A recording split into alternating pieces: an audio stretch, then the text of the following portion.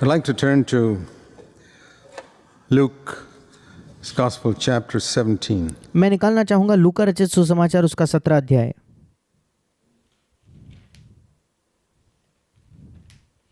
This is the story you all know of 10 lepers who came to Jesus. ये एक ऐसी कहानी है जिसके बारे में आप सब जानते हो, 10 कोढ़ियों की जो यीशु के पास आए For cleansing, शुद्ध होने के लिए, to be healed. चंगाई प्राप्त करने के लिए। And it says in Luke 17 that verse 12, as he entered a certain village, 10 leprous men stood at a distance. और लूका 17, 12, 13 कहता है कि किसी गांव में प्रवेश करते समय उसे 10 कोढ़ी मिले। उन्होंने दूर खड़े होकर And they raised their voices. उन्होंने ऊंचे शब्द से अर्थात पुकार कर ये कहा, Because they were needy, क्योंकि वे जरूरतमंद थे, saying, Jesus, Master, have mercy on us. उन्होंने कहा, हे यीशु, हे स्वामी, हम पर दया कर। Jesus said, go and show yourself to the priests. और यीशु ने कहा कि जाकर अपने आप को याजकों को दिखाओ। And as they went, they were cleansed. और जाते ही जाते वे शुद्ध हो गए। And one of them, when he saw that he'd been healed, turned back, and again with a loud voice, just like he did when he prayed, तब उनमें से एक ये देखकर कि वो चंगा हो गया है, वो लौट कर आया और फिर एक बार ऊंचे शब्द से, बिल्कुल वैसा ही ऊंचा शब्द जब उसने प्रार्थना करते हुए जिसका इस्तेमाल किया था वैसे ही, it wasn't any softer this time. इस बार उसने धीमे आवाज से नहीं कहा, उतने ही ऊंचे शब्द से, It was just as loud. उतने ही तेज आवाज से उसने कहा, Glorified God. उसने परमेश्वर की महिमा दी। And he fell on his face, and he was a Samaritan, और वो मुंह के बल गिर पड़ा यीशु के सामने, और वो सामरी था। the one would least expect to realize the value of giving thanks. एक ऐसा व्यक्ति जिससे हम शायद सबसे कम अपेक्षा करेंगे कि एक व्यक्ति धन्यवाद के महत्व को समझता होगा, ये शायद हम बहुत ही कम अपेक्षा इस व्यक्ति से करेंगे। And then Jesus answered and said, were there not 10 cleansed? और फिर यीशु मसीह ने उत्तर देते हुए कहा, क्या 9 नहीं थे जो, क्या 10 नहीं थे जो चंगे हो गए? But the 9, where are they? तो फिर वे 9 कहाँ हैं? That is a question he asks even today. ये एक ऐसा प्रश्न है जो यीशु आज भी पूछता है। Weren't there so many who received answers to prayer? Where are the others? क्या कई नहीं थे जिन्हें अपने प्रार्थना का उत्तर मिला? फिर अन्य लोग कहाँ हैं? Is it only one who found, who was turned back to give thanks and give glory to God? क्या एक ही है क्या जो पाया, जो पीछे मुड़कर आया है और परमेश्वर को धन्यवाद दे रहा है या महिमा दे रहा है? Except this foreigner. और वो भी एक परदेशी है। And see what he got. और देखिए अब इस व्यक्ति को क्या मिला। He got something the other 9 did not get. इस व्यक्ति को ऐसा कुछ मिला जो अन्य 9 लोगों को नहीं मिला था। Please go your way, for your faith has saved you. यीशु ने कहा, उठकर चला जा, तेरे विश्वास ने तुझे चंगा किया है। इंग्लिश में लिखा है, तेरे विश्वास ने तेरा उद्धार किया है। He got salvation. उसे उद्धार प्राप्त The हुआ। other 9 only got healing. बाकी 9 लोगों को केवल चंगाई मिली थी, Because he came back to give thanks, क्योंकि वो लौट कर आया धन्यवाद देने के लिए। he got something more than the others got, उसे जो अन्य लोगों को मिला था उससे भी ज्यादा प्राप्त हुआ, who only came to pray. क्योंकि अन्य लोग केवल प्रार्थना करने आए थे। What we learn from this is that with as loud a voice and with as great a desire and passion we pray, इससे हम क्या सीखते हैं? जितने ऊंचे आवाज से, जितने तीव्र लालसा से, जितनी आतुरता से हम प्रार्थना करते हैं, it must be with an equally great passion and desire and voice that we return to give thanks. फिर उतने ही ऊंची आवाज के साथ, उतने ही तीव्र लालसा के साथ, उतने ही आतुरता के साथ हमें लौट कर आना है प्रभु को धन्यवाद देने के लिए। Why does the Lord want thanks? I mean, it looks like a very selfish thing. I mean, if you क्यों परमेश्वर हमसे धन्यवाद की अपेक्षा करता है? ऐसा लगता है कि ये तो बहुत ही एक स्वार्थी चीज हो गई। said, why don't you come and thank me? If human beings said it, it would look very selfish. अगर आप मुझसे कहोगे कि क्यों तुमने आकर मुझे धन्यवाद नहीं दिया, या अगर कोई मनुष्य ये कहेगा तो हमें तो यही लगेगा, कोई मनुष्य कहने के बाद ये तो बड़ा स्वार्थ से भरा वाक्य है। We don't go around expecting people to say thank you to us. हम यहाँ वहाँ जाकर लोगों से ये अपेक्षा नहीं करते कि वे हमसे हमारा धन्यवाद करें। But when Jesus asked this question, where are the 9? पर जब यीशु मसीह ने ये प्रश्न किया कि वे अन्य 9 कहाँ हैं, He knew the tremendous blessing that will come to them. यीशु जानता था कितनी अद्भुत आशीष उन्हें प्राप्त होगी। if they develop the habit of thanksgiving. अगर वे धन्यवाद की आदत को विकसित करें तो He's always seeking our good. वो हमेशा हमारी भलाई को ढूंढता है। That he was waiting for people to say thank you to him. He never bothered about that. ये नहीं कि यीशु रुका हुआ था कि लोग उसे धन्यवाद कहे, क्योंकि यीशु को तो इससे कोई फर्क नहीं पड़ता था। And it's with our good in view that he teaches us to thank him. And it's the same thing और हमारे भलाई को ध्यान रखते हुए यीशु हमें सिखाता है कि हम धन्यवाद दें। with God. और परमेश्वर के साथ बिल्कुल ऐसा ही है। God doesn't want a few people on earth to thank him. He's got millions of people, angels praising him there. परमेश्वर नहीं चाहता कि इस संसार के कुछ लोग उसे धन्यवाद दें, क्योंकि परमेश्वर के पास स्वर्ग में लाखों स्वर्गदूत हैं जो उसकी स्तुति कर रहे हैं। So when the Lord tells us to thank him, many places in scripture it says that. और जब परमेश्वर हमें कहता है कि हमें उसका धन्यवाद देना है, और बाइबल के कई जगहों में ये लिखा है कि हमें उसका धन्यवाद देना है, He's seeking something good for us, something more than we already have. वो हमारी भलाई को ढूंढ रहा है। वो चाहता है कि हमें और कुछ मिले, जो हमारे पास है उससे भी अधिक हमें मिले। And there's a promise connected with this in the Psalms. और इसी से जुड़ा हुआ एक वायदा है जो भजन संहिता में पाया जाता है। In Psalm 50, it says,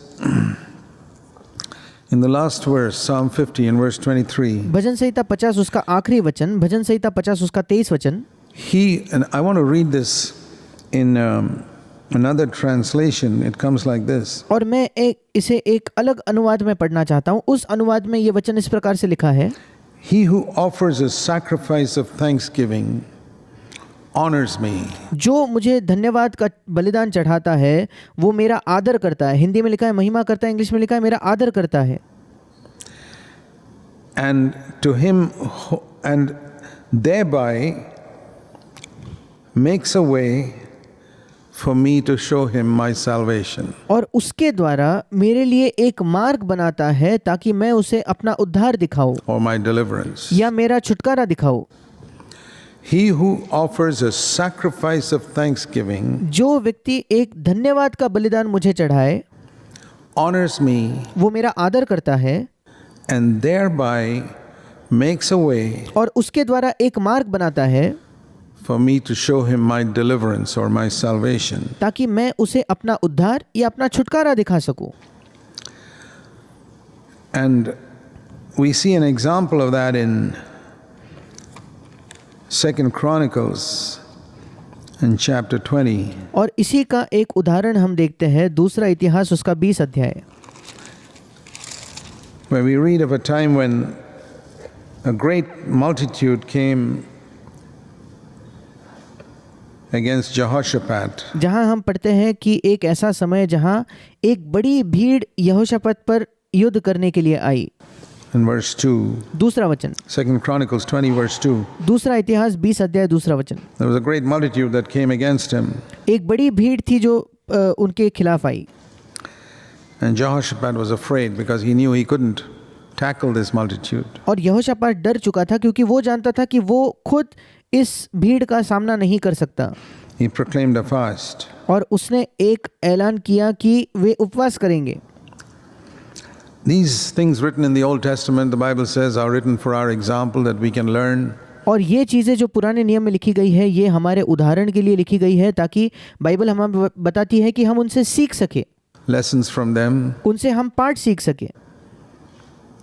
God allowed great multitudes to come against Israel, and he allows great multitudes to come against Christians. परमेश्वर अनुमति देता है बड़ी भीड़ को कि वे इस्राएलियों के खिलाफ आए, और परमेश्वर अनुमति देता है कि एक बड़ी भीड़ मसीहों के खिलाफ भी आए, In various ways, अलग अलग तरीकों से, opposing us, attacking us. हमें तकलीफ देते हुए, हम पर हमला करते हुए।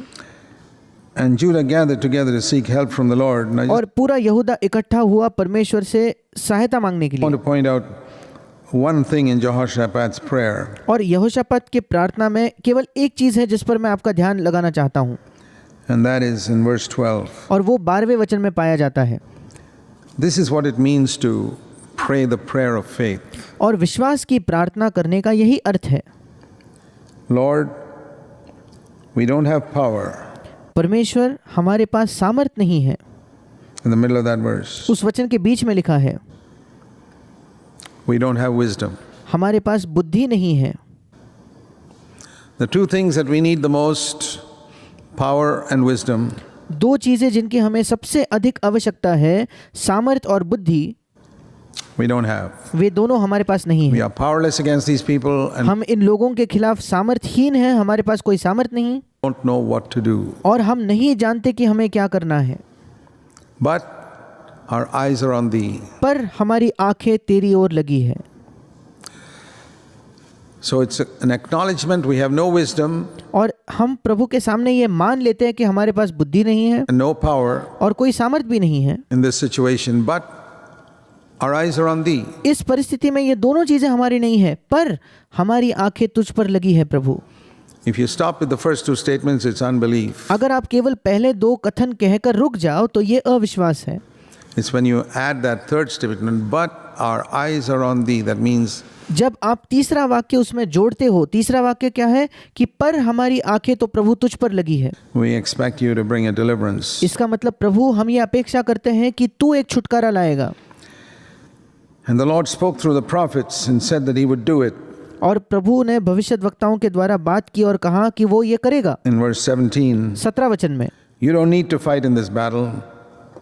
Stand still and see the salvation of the Lord. वहां लिखा है कि इस लड़ाई में तुम्हें लड़ना ना होगा, ठहरे रहना और खड़े रहकर यहोवा की ओर से अपना बचाव या उद्धार देखना।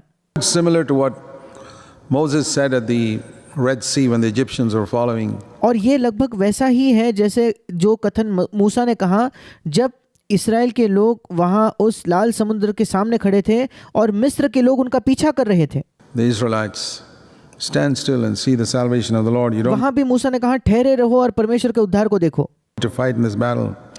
That's a great word that we can hear in different situations in our own life. और यहाँ भी प्रभु कहता है कि लड़ाई में तुम्हें लड़ना ना होगा। ये एक महान शब्द है जो परमेश्वर हमारे जीवन के अलग अलग परिस्थितियों में हमसे कहता है। When we are confronted with difficult situations and difficult people, जब हम कठिन परिस्थितियों का सामना करते हैं, कठिन लोगों का सामना करते हैं, you don't need to fight in this battle. Verse 17, 17 वचन, इस लड़ाई में तुम्हें लड़ना न होगा। stand still and see the salvation of the Lord, ठहरे रहना, खड़े रहकर यहोवा की ओर से अपना बचाव या उद्धार देखना, which he will work for you. जो वो तुम्हारे लिए करेगा। Don't be dismayed. Go out and the Lord will be with you. मत डरो और तुम्हारा मन कच्चा ना हो, क्योंकि यहोवा तुम्हारे साथ रहेगा। And the proof that they believed और उन्होंने इस बात पर विश्वास किया, उसका सबूत ये था, उसका प्रमाण ये था was that Jehoshaphat sent out his army, and right in front of the army, और यहोशापात ने अपनी सेना भेजी, पर उस सेना के बिल्कुल सामने he set people who would, verse 22, verse 21 rather, he appointed those who sing to the Lord and who praised him. उसने लोगों को, ऐसे लोगों को सामने नियुक्त किया जो परमेश्वर के सामने गीत गाते हुए उसकी स्तुति करें। Who went out in front of the army. और ये लोग सेना के सामने चल रहे थे, सेना के सबसे आगे ये लोग चल रहे थे। It's the most unusual way to go to battle with all और किसी भी युद्ध में जाने का ये सबसे अजीब तरीका है। folks with bows and arrows at the back, and right in front are people just raising their hands and saying praise the Lord. और जहाँ सब लोग जिनके पास तीर है, कमान है, वे तो पीछे हैं, सामने वे लोग खड़े हैं जो अपने हाथों को उठाकर परमेश्वर की स्तुति हो कह रहे हैं। He's won the victory. We're not going to fight in this battle. और जो लोग आगे होकर स्तुति करते हैं कि प्रभु ने लड़ाई जीत ली है, उसने विजय जीत लिया है, हमें इस लड़ाई में नहीं लड़ना पड़ेगा। And he set them in front. That was the expression of faith. God यहोशापात ने इन लोगों को सबसे आगे रखा, ये उसके विश्वास का इजहार था, ये उसके विश्वास की अभिव्यक्ति थी। said that he would fight the battle. परमेश्वर ने उससे कहा था कि वो स्वयं इस लड़ाई को लड़ेगा And we don't have to fight in this battle. और हमें खुद इस लड़ाई में नहीं लड़ना होगा। And so they were going to give thanks. And he set all those priests up in front. और इसलिए वो धन्यवाद देने वाला था, इसलिए यहोशापात ने उन सारे याजकों को सबसे सामने खड़ा किया Who could praise and thank the Lord. जो परमेश्वर की स्तुति कर सकते थे, उसका धन्यवाद दे सकते थे। And they went forth to battle with a whole number of priests और ऐसे कई याजकों को सामने लेकर वे युद्ध भूमि में निकले right in front, praising the Lord. और सब याजक सामने थे परमेश्वर की स्तुति करते हुए।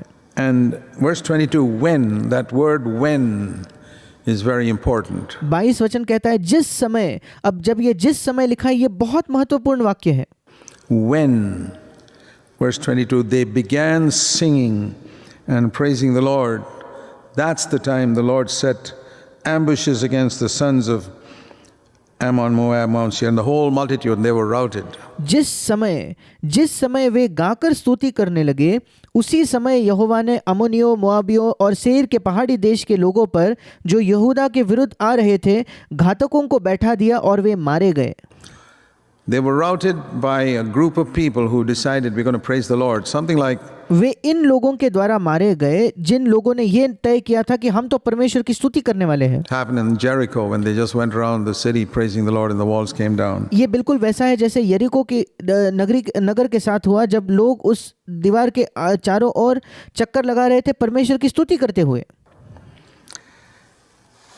I think of another instance. This was a fulfillment of what we just read in Psalm 50. Whoso ये एक और घटना है और ये उसी वायदे का पूरा करना हुआ जो हमने भजन संहिता 50 में पढ़ा कि offers praise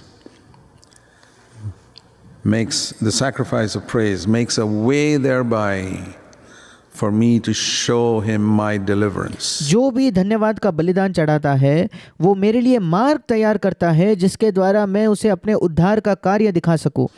That's how they got the deliverance here. और उसी के द्वारा उन्हें यहाँ भी वो उद्धार प्राप्त हुआ। If you turn to the book of Jonah, अगर आप योना की पुस्तक निकालो तो in the minor prophets, और ये जो छोटे सारे भविष्यद्वक्ता है वहाँ इसकी पुस्तक है। Jonah chapter 1 verse 17, it says योना नबी की पुस्तक पहला अध्याय 17 वचन, thrown into the sea. वहाँ लिखा है कि यहोवा ने योना को उस बड़े समुद्र में फेंक दिया गया। The Lord appointed a great fish to swallow him. और प्रभु ने वहाँ एक बड़ा सा मच्छ ठहराया ताकि वो योना को निगल ले।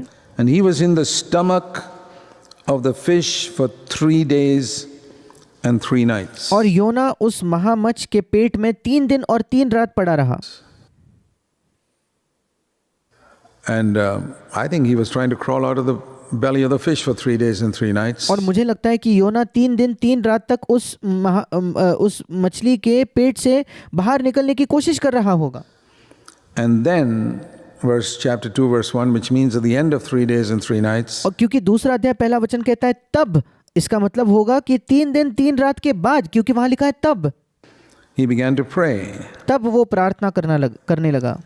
And he continued in that prayer, and finally उसने वो प्रार्थना करते रहा और आखिरकार in verse 9 he said, 9वां वचन, well, I've been here 3 days and 3 nights and it doesn't look as if there's any deliverance. और योना कहता है कि चलो मैं तो 3 दिन 3 रात से यही हूँ, मुझे कोई यहाँ छुटकारा तो नहीं दिख रहा। But I will offer to God the voice of with sacrifice, the voice of thanksgiving. पर फिर योना 9वें वचन में कहता है परंतु मैं ऊंचे शब्द से धन्यवाद करके तुझे बलिदान चढ़ाऊंगा। Okay, I'm going to be in the belly of this fish and I don't see the deliverance coming, but I'm going to praise the Lord. ठीक है, मैं इस मछली के पेट में हूँ और मुझे कोई छुटकारा नहीं दिख रहा, पर मैं परमेश्वर की स्तुति करने वाला हूँ And give thanks to him. और उसे धन्यवाद देने वाला हूँ। I will declare that deliverance comes only from the Lord. और मैं ये भी घोषणा करूंगा कि जो छुटकारा है वो केवल परमेश्वर की ओर से आता है। And then you find that word again, then. और फिर एक बार आप उस शब्द को पाते हो तब। Then. 10वां वचन फिर एक बार तब। So offers praise to me, makes a way thereby for me to show him my deliverance. भजन संहिता 50 में जैसे लिखा है, जो भी मुझे धन्यवाद का बलिदान चढ़ाता है वो मेरे लिए एक मार्ग तैयार करता है जिसके द्वारा मैं उसे अपने उद्धार का या छुटकारे का मार्ग दिखा सकूं। तब The Lord commanded the fish and he vomited Jonah out of his mouth into तब प्रभु ने मच्छ को आज्ञा दी और उसने योना को स्थल पर उगल दिया। land. So we see the same thing there, the fulfillment of what we read in Psalm 50. और यहाँ भी हम एक उस वायदे का पूरा किया जाना देखते हैं जो भजन संहिता 50 में लिखा है। Let me show you another verse in Psalm 105. मैं आपको एक और वचन दिखाना चाहता हूँ, भजन संहिता उसका 105 वचन। Psalm 106. माफ कीजिएगा, भजन संहिता 106। This is speaking about the time when the Israelites were delivered from the Egyptians. ये उस समय की बात है जब इस्राएली लोग मिस्रियों से छुड़ाए गए by the Red Sea, उस लाल समुद्र के द्वारा, burying the Egyptian army. और पूरी की पूरी मिस्र देश की जो सेना थी वो वहाँ लाल समुद्र के नीचे डूब गई। Psalm 106, verse 11. भजन संहिता 106 उसका 11वां The वचन। waters covered the Egyptians, उनके शत्रु जल में डूब गए, and not one of them was left. उनमें से एक भी न बचा, And the Israelites were safe on the other side. और इस्राएली लोग दूसरे छोर पर बिल्कुल सुरक्षित थे। तब Then they believed his words, उन्होंने उसके वचनों का विश्वास किया and they sang his praise. और उसकी स्तुति गाने लगे। In the Old Covenant, generally speaking, पुरानी वाचा में आम तौर पर, except for some rare exceptions like in Jehoshaphat's case, in most cases, कुछ ही अपवाद है, जैसे यहोशापात की घटना में हमने देखा, पर अधिकतर लोग जो थे they would praise the Lord after the deliverance was accomplished. वे परमेश्वर की स्तुति तब करते थे जब उनका छुटकारा उन्हें मिल जाता था, उसके बाद। The waters covered their adversaries.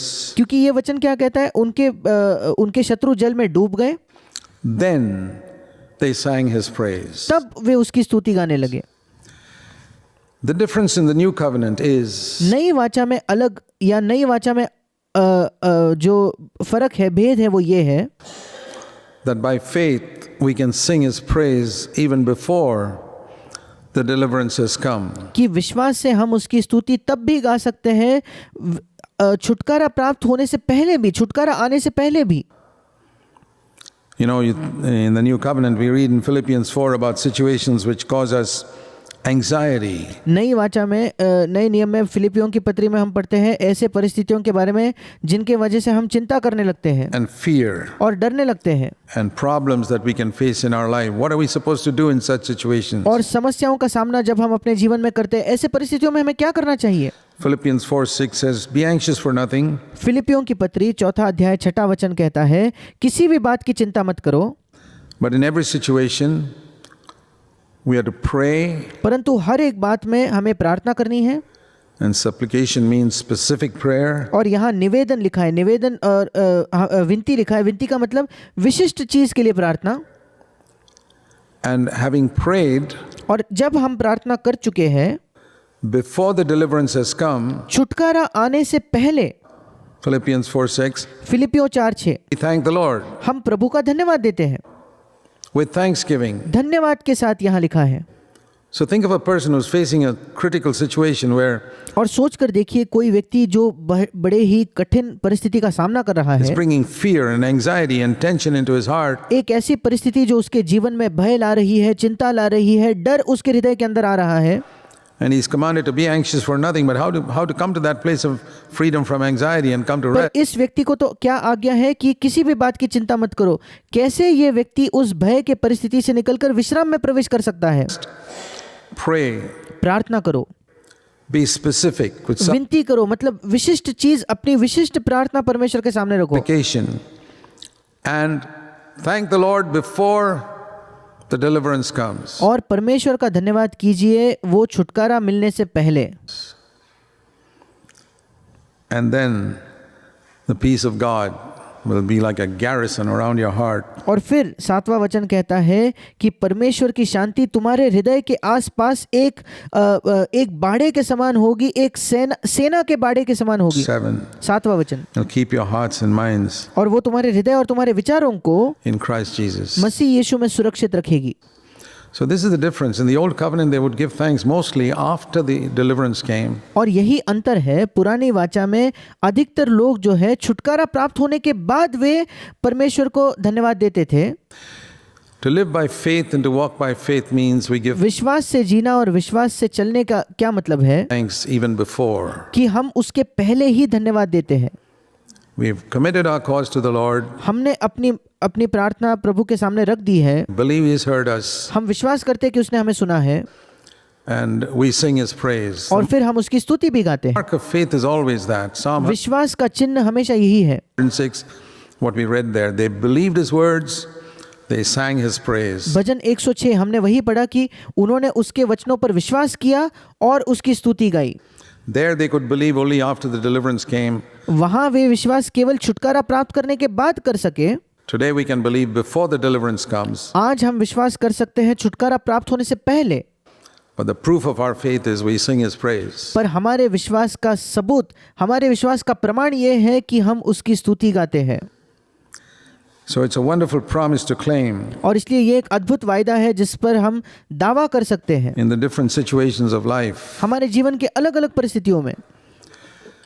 And if you experiment with this, you'll find that it really works. और अगर आप अपने जीवन में इसे करके देखो तो आप पाओगे कि ये वाकई में काम करता है। That many situations मैंने अपने जीवन में कई परिस्थितियों में ये पाया है that you face a situation, you don't know the answer, you say like Jehoshaphat, कि आप किसी परिस्थिति का सामना करते हो, आप खुद उसका उत्तर नहीं जानते और आप बिल्कुल यहोशापात के समान कहते हो, Lord, we have no wisdom, we have no प्रभु हमारे पास कोई बुद्धि नहीं, power in this situation, इस परिस्थिति में हमारी कोई सामर्थ नहीं, but we believe you're going to fight on our behalf because we're seeking your glory and honor. We're seeking पर हम विश्वास करते हैं कि तू हमारे लिए लड़ाई लड़ेगा क्योंकि हम तेरी महिमा और तेरे आदर को खोज रहे हैं।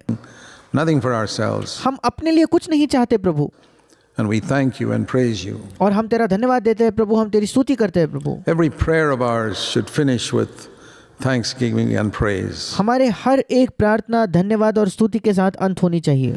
You know, Jesus taught us that. यीशु ने भी हमें वही सिखाया।